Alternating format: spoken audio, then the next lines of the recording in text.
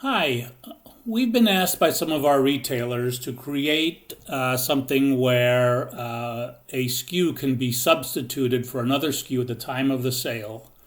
And the reason for this is we have some retailers that buy the same model number from different vendors. It could be a television or an appliance that's coming from the factory, and then they also fill in from distributor or several distributors.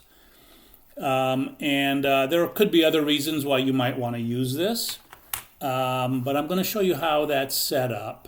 And so what will happen is when you sell one of the SKUs and it's out of stock, if there's a substitute SKU that's designated for that SKU, it will automatically change it on the invoice.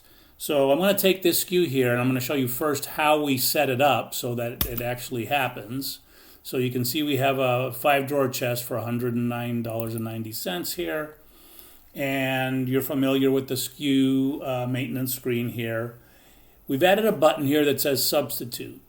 And if you click that substitute button, you can now enter substitute SKUs to offer for this SKU if we run out of it.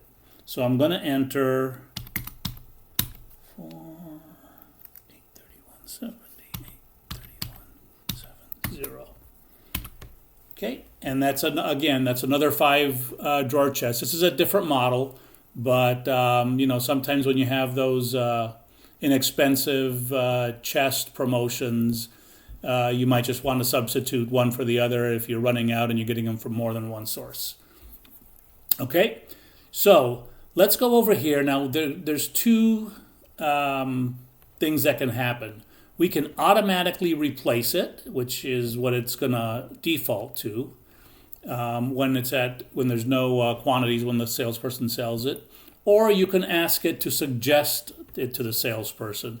So rather than automatically placing it, we'll have a pop-up and the salesperson can choose to substitute it. And the reason we do that is because maybe you want to have 3 or 4 different SKUs here that can be substituted for each other.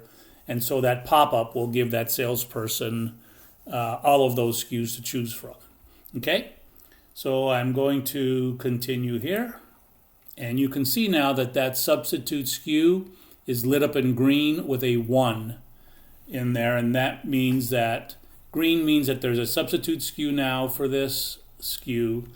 And that there's only 1. If there were more, you would see however many the number of how many there are in that green box.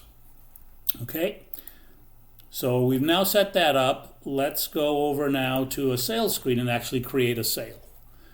I'm kind of filled this out just as a cash and carry sale, so we don't have to fill anything else out here. So let's put that SKU in that is out of stock.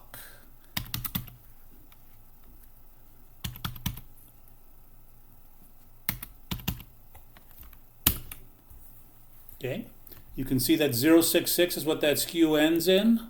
You can see that it automatically changed it to the other SKU because it recognized that there were 0 stock on that this was the substitute, and that we have 36 of these in stock.